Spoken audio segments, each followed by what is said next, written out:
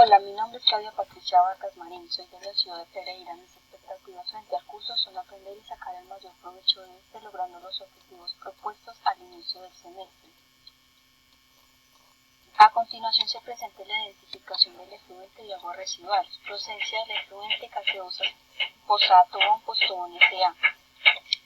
Principales características del agua residual elegida: presenta sustancias orgánicas de elevado peso molecular como lípidos, proteínas e hidratos de carbono, también ácidos grasos volátiles, gases de dióxido de carbono e hidrógeno, dióxido de sulfuro, benzoato de sodio y ácido fosfórico.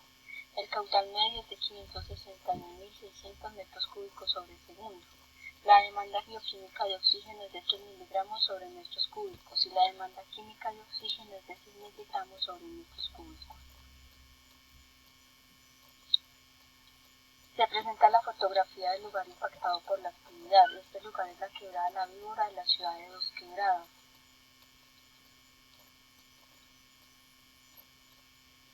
Opciones de tratamiento: reactores biológicos secuenciales. Los reactores biológicos secuenciales son reactores discontinuos en los que el agua residual se mezcla con un lodo biológico en un medio aireado. El proceso combina en un mismo tanque reacción, aireación y clarificación. Bioreactor de membrana. Se compone de dos partes integradas en una sola. Por un lado, el bioreactor y responsable de la depuración biológica, y por otro, la separación física de la biomasa y el agua mediante un sistema de filtración directa hecha con membrana. Ambas opciones son eficaces en la remoción de este tipo de contaminación en el agua. La opción elegida para tratar el efluente.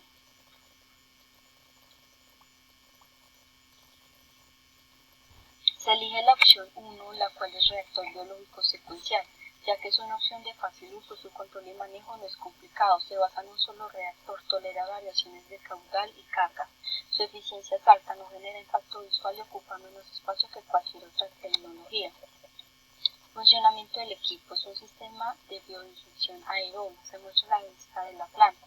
Partes de la unidad: 1, entrada de agua a tratar; 2, tanque de llenado y mezcla; 3, decantación; 4, salida de agua tratada; 5, extracción de fango. Corte transversal: partes de la unidad: 1, entrada de agua a tratar; 2, tanque de llenado; 3, mezcla; 4, entrada de aire; 5, decantación; 6, extracción de fango; 7, salida de agua tratada. Antes de iniciar el llenado del tanque, el agua tratada pasa por un pretratamiento donde ocurre un filtrado previo. El primer paso en el sistema es la entrada de agua tratada al tanque de llenado. En esta fase se introduce el agua residual al sistema bajo condiciones estáticas. El objetivo de esta fase es la adición del agua residual bruta o efluente primario al reactor. En la mezcla, que es la segunda fase del ciclo, el agua residual es mezclada mecánicamente para eliminar las posibles espumas superficiales y preparar a los microorganismos para recibir oxígeno. En la tercera fase del ciclo se inyecta aire al sistema. Esta etapa es un proceso cuyos resultados varían con su duración y en la que el agua residual es continuamente mezclada y aireada, permitiendo que se produzca el proceso de degradación biológica.